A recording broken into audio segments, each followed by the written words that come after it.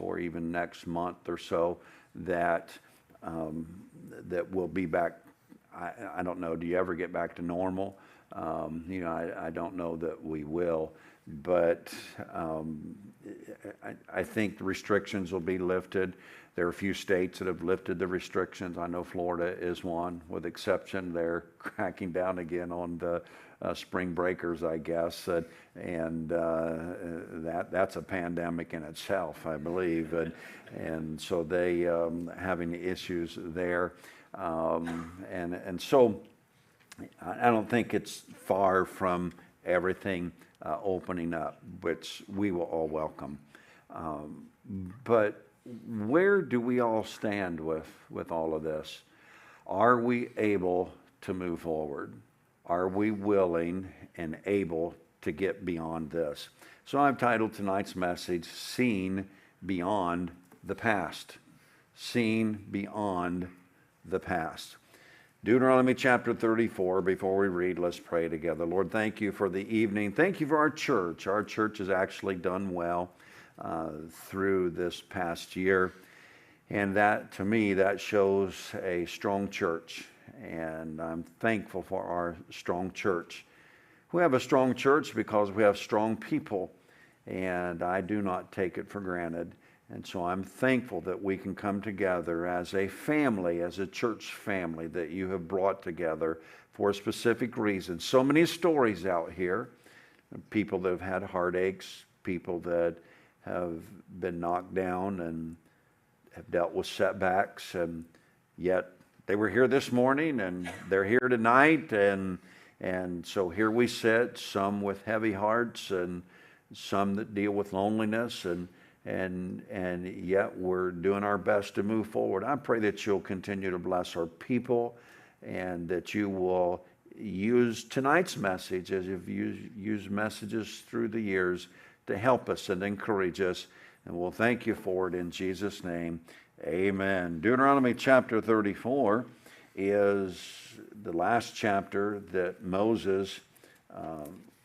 that God used Moses to write. You hear the term Pentateuch, the first 5 books of the Bible, and with the Genesis and Exodus, Leviticus, Numbers, and Deuteronomy. And Moses penned those books. Obviously, through the inspiration of God, he penned these books. What's interesting in chapter 34, some believe when you come down to the end of this chapter that possibly somebody else wrote Moses' epitaph. I don't know that to be the case.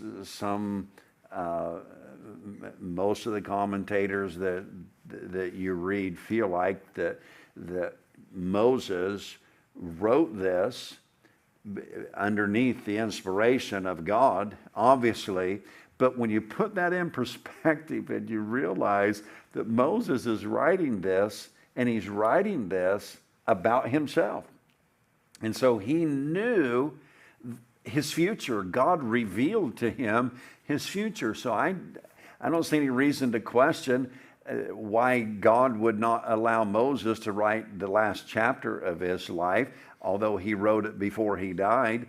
To me, that's just somewhat of interest to know that Moses is getting ready to die, and and then in Joshua chapter 1, obviously Joshua begins to lead the children of Israel.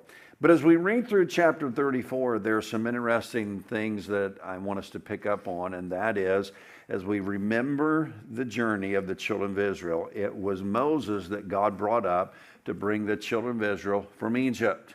Egypt represented the lost world. Egypt, not just in representation, but the Israelite people were in bondage when they lived in Egypt underneath the rule of Pharaoh. And God lifted up Moses to lead the children of Israel out of Egypt. And we know the story in crossing over the Red Sea and then into the wilderness. But they were in the wilderness for 40 years. And with being in this wilderness for 40 years, God did not allow this generation, the wilderness generation, to go over into Canaan, with exception of those that were 20 years of age and younger. And so their journey continued. Moses wanted to go over into Canaan. He wanted to cross over the Jordan River, but God did not allow Moses to do so. And so he told Moses to charge Joshua, encourage him, and to strengthen him. But before Moses died, God allowed Moses to see what could have happened, or what he could have had, or what could have happened. And thus this is where we're at in this chapter. And that's why, part of the reason why I've titled it, Seeing Beyond the Past. One of the reasons why God did not allow Moses to go over into Canaan is because of the past lifestyle of the people that he was leading. Now, I don't think, and I'm not even trying to insinuate, that you as a group of people are like that I, as your pastor, am like Moses and the children of Israel. I'm not comparing you to them. On the contrary, a message like tonight is a message to say, let's not allow the devil to get us into this kind of a situation. We aren't there. I don't look at you as being a bunch of rebellious people that don't want to do anything for the Lord, but that's where the children of Israel were, and so I don't want us to ever get there. But there's some things we're going to have to be conscious of, and I think with this COVID, that if we aren't careful, that we will allow ourselves to fall into the spirit and the attitude that the children of Israel had. And that's what I don't want us to allow to happen. And we have good indication that we're not going to allow that to happen. And as a group, it doesn't seem like we're going to. But I want us to be prepared for our future. Deuteronomy 34, let's look at verse 1. And Moses went up from the plains of Moab unto the mountain of Nebo to the top of Pisgah, that is over against Jericho. And the Lord showed him all the land of Gilead unto Dan, and all Naphtali, and the land of Ephraim and Manasseh, and all the land of Judah unto the utmost sea, and the south, and the plain of the valley of Jericho, the city of palm trees unto Zoar. And the Lord said unto him, This is the land which I swear unto Abraham, unto Isaac, and unto Jacob, saying, I will give it unto thy seed.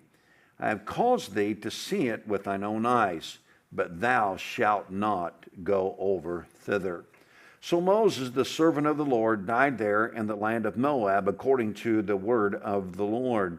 And he buried him in the valley in the land of Moab over against Beth-peor, but no man knoweth of his sepulchre unto this day. So once again, that's an interesting death. No man knew where Moses had died when he left and went up to spend time with God. It was the last time he would see the children of Israel. But God allowed Moses to look over into the land. I think that was a gift that God gave to him. And Moses was 120 years old when he died. And now this is interesting too in verse 7. His eye was not dim, nor his natural force abated. So when you looked at Moses, you didn't say, wow, now there's an old man.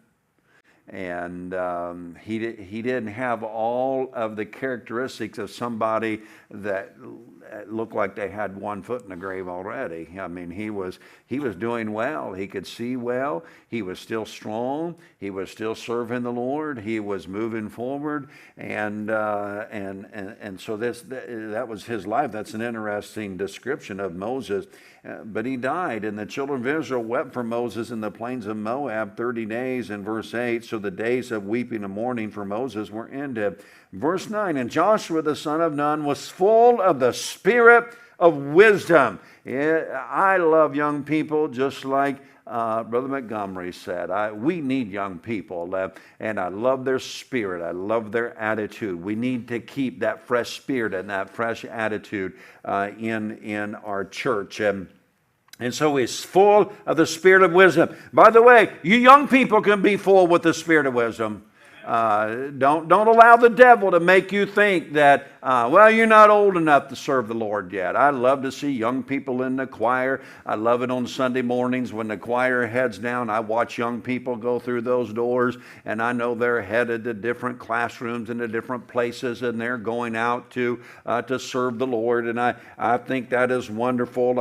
I'm very active in saying to some of our college-age kids, and they're here again tonight, thank you for continuing to serve the Lord. This preacher notices. I recognize the fact that you are here. I'm glad you haven't just quit serving the Lord. I sometimes hear plans of some of our young people. I heard of some today, and we don't know if that'll happen that way, but I heard of a few of our young people that are looking at their future and looking at the possibilities of maybe getting an apartment together. And I didn't say it, but I wanted to say it as we were talking about it. I said, well, you know what? If that happens, and unless something changes, they'll stay in church and they'll keep serving the Lord. Well, I praise the Lord that they have that kind of a pattern in their life. And so you young people, I want to remind you, you can serve the Lord. And some of you are, and I'm thankful that you are. We need you to be full of wisdom and the Spirit of God. And so don't be afraid of the Spirit of God. Hey, don't think that just because you're 17, 18, 19, 20,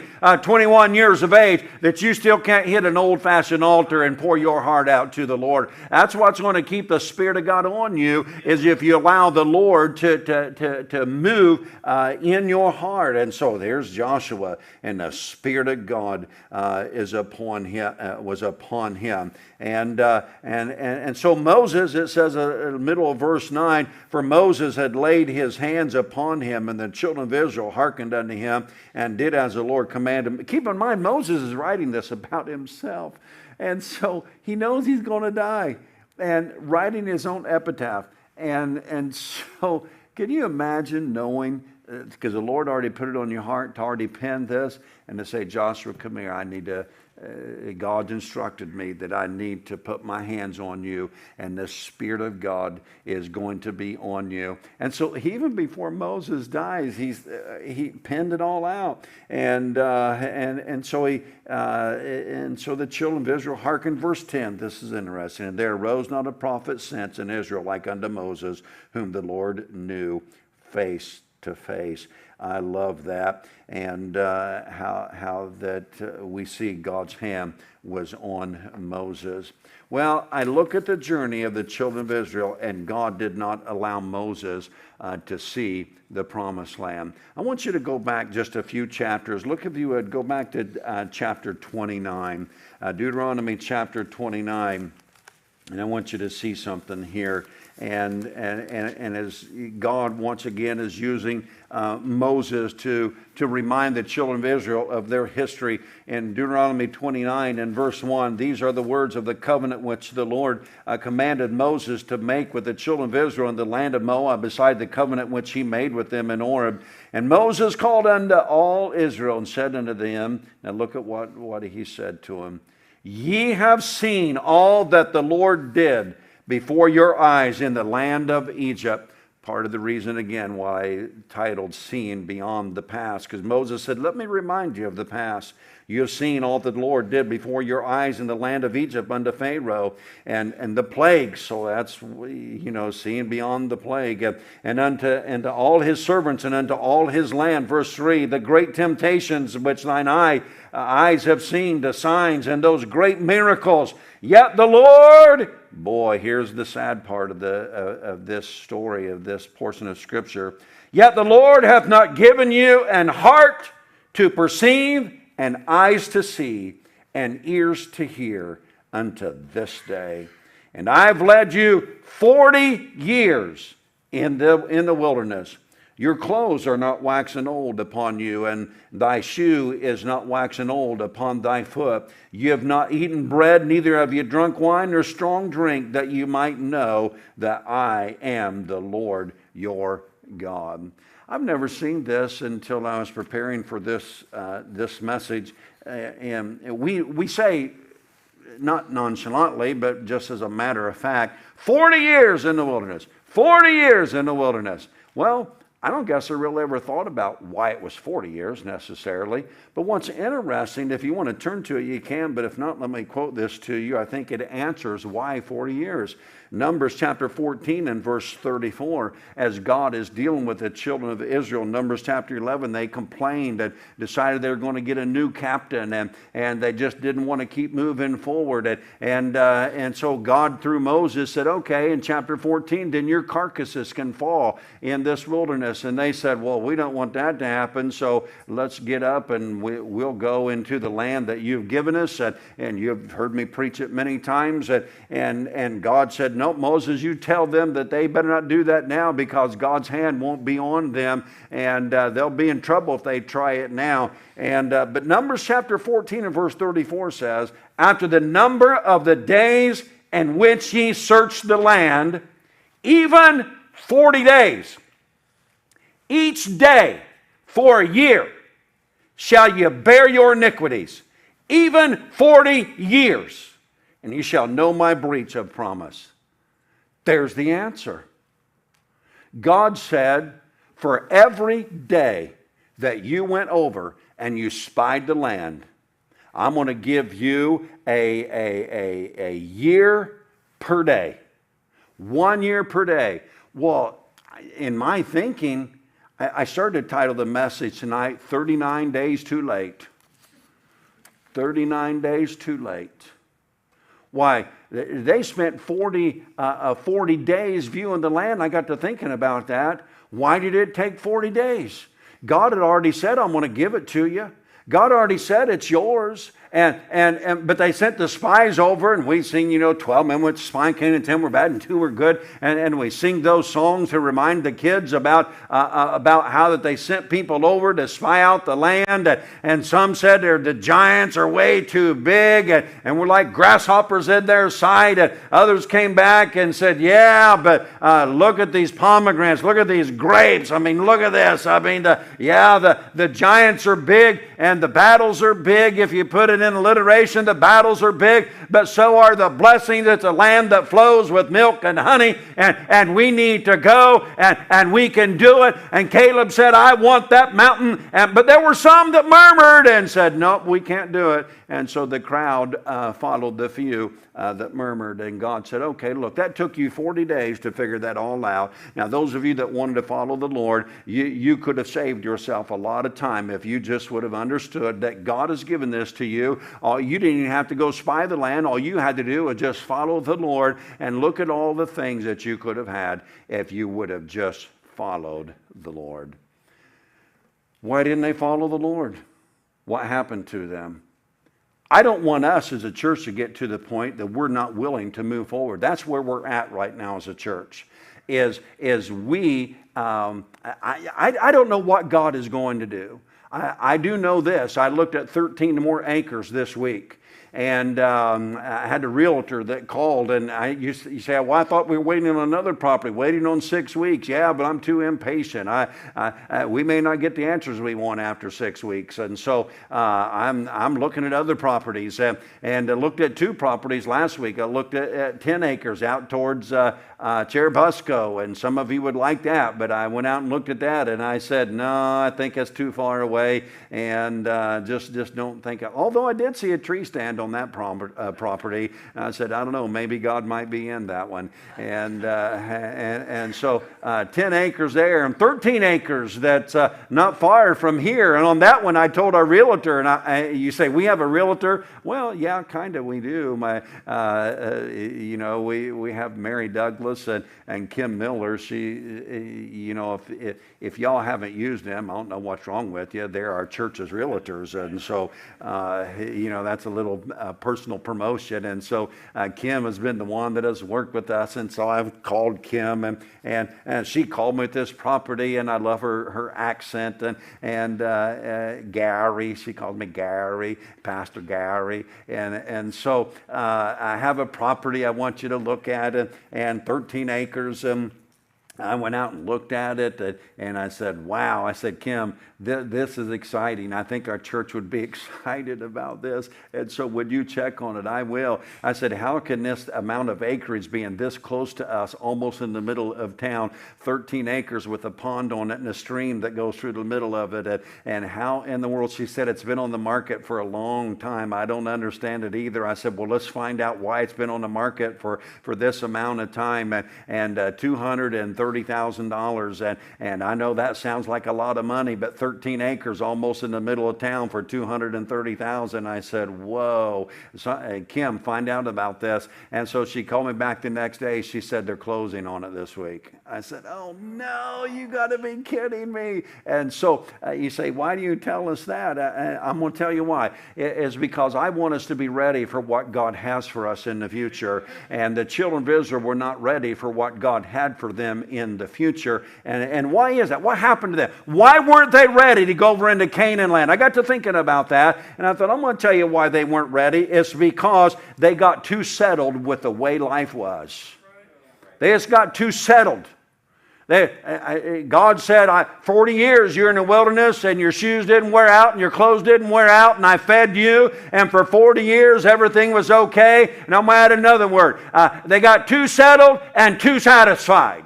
And so they just said, well, God's taking care of us, and I mean, food is being sent right to me. I like this kind of life. Yeah, and I'm going to tell you what's happened to way too many people and way too many churches across the country is they got too settled and they got too satisfied. I'm going to tell you what's wrong with some of our people. They got too satisfied with live streaming. And there you go, Brother Martin. And so I told you I was headed that way. And so, but you got ahead of the game. And so, but I guarantee if we have some people, look, if you have legitimate reason to, I've been consistent with this. If you have legitimate reason to stay home, I'm for you. I think you should stay home. You got the health issues and different things going on, and I'm not trying to cause a fight or create a fight with anybody. But I'm going to tell you what, it was real nice just to be home. And look, y'all, I didn't wear a suit all day long. Well, maybe on some Sundays I did. But boy, how convenient it was to just walk in and put a suit on just a few minutes before church, and to go into the living room in front of the fireplace and have a nice little warm, cozy place there. And we didn't have all the preliminaries. We didn't have all of that stuff. And we have our little fireside chat, if you may. And boy, we would get together and we'd spend about 30 to 35 minutes, and you didn't have to leave your home, and I didn't have to leave my home, and we all stood there and we spent time with each other on Facebook and on the internet. And I'm going to tell you what happened. There's some people that got way too satisfied, and there are some people that got way too settled, and they're still there. Not willing to move forward. I want to ask you the question, when are you going to be willing to move forward? And we as a church, Miss Rachel, I think you're here tonight. I think I saw Rachel somewhere. And yeah, there she is, kind of hiding, not hiding purposely, but the other night, Miss Rachel, I got to feeling kind of bad about it. I didn't mean to create a conflict, say, about the vaccine. Go ask Miss Rachel what she thinks. I meant that in a good way. I think we should have good, honest conversation about these kind of things. Informed conversation. And Miss Jackie, I didn't mean to throw her under the, neither one of those dear ladies came to me and said, "Preacher, what are you doing?" And nobody complained about it. I just got to thinking about it. I meant for that to be good, positive. And if you're trying to create a fight, leave Miss Rachel and Miss Jackie alone. They don't want to fight with you, and they're nice ladies, and they don't want to fight with any of us. But if you want some good, honest information, I would value what they would have to say about it. So once again, I'm not trying to create a fight with anybody, but I've seen way too many people, throughout all of this, they couldn't come to church because, not everybody at church wears a mask, and I can't come to church because not everybody distances at church, But boy, they'll show that they went on a trip with a bunch of friends and they're all hugging all over each other and doing their selfies and all of that kind of stuff. And I didn't see a mask of one. It didn't look to me like they were 6 feet apart from each other. And yet they're posting all these pictures about all of their little wonderful trips, but I haven't seen them in church not one time. And so I say to those kind of people, you got way too satisfied and you got way too settled, and God has been feeding you. And in place of COVID, in COVID's case, the government has been feeding you. They can't get enough stimulus checks out to us fast enough. And so all the things that everybody is buying and all the things that we went to a restaurant today, and the young lady that waited on us said, boy, we have been busy because of all the COVID checks that have come out. And so everybody's gotten way too settled and way too satisfied. Why do we need to move forward? My shoes aren't wearing out. About the time I run out of money, they're going to send me some more. And so, wow. They got settled and they got satisfied, and they couldn't see what was ahead of them. They didn't have enough sense to see what was ahead of them. Meaning, God had some blessings for them. The thing that concerns me is all the people that are missing out on the blessings of God because they can't see what God has for them. And it was this time last year, Brother Johnson, that we just struggled with. I can't believe this. We were planning on doing that Easter song. We couldn't even be here in church last year for Easter. And so a year later, and I'd like to think that there'd be some people that would quit being so settled and satisfied and maybe make it by Easter. No, and again, I want to say this. Here's the thing that I hate. Some people are probably sitting with a good, clean conscience tonight, listening to this and saying, what are we going to do now? Preacher said, maybe they'll be back by Easter. And in their heart, they said, we're going to go at Easter. And now they're saying, I'm not going now because preacher just said that. Okay, this isn't meant to put you in a bad position. I mean that. If you're watching tonight and you have plans on coming here for Easter, come. And by the way, when somebody, even after a message like this, I don't think we ought to pinpoint somebody and say, boy, preacher, preach about you, you backslidden thing. I'm glad you finally got back in church. I'm not trying to promote that's what we do. But yet on the other hand, I don't think the preacher's wrong at all to stand up and say for some of you that you've allowed yourself to get so backslidden. You know in your heart you're so far away from God, and you don't come to church because you don't want to come to church. And you go out and you do everything else, but you can't come to church. How come you forgot about God and all of this stuff? And you got settled and you got satisfied and you don't see the blessings that God has in store for you. And so you're going to miss out. You're going to miss out on what God has for you. And then the next thing, and I'm just about done, it's just hard to get them started. Remember when we first started coming back to church? Now, I think we finally have gotten over the hump. But boy, when we first started coming back to church, you didn't know whether you liked it or not. I didn't even know if I liked it or not.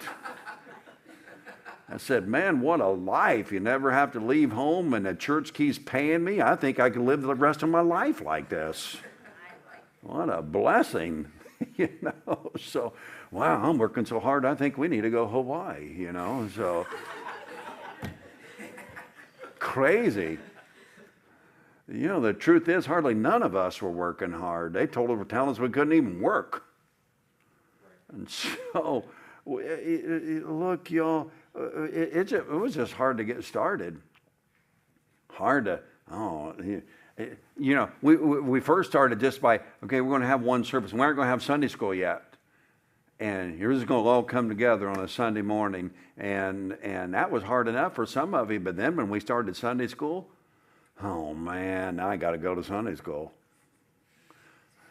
Could we go back to hibernating a little bit? I'm not real crazy about going to Sunday school. Look, I'm just being honest. You were that way. We're all that way.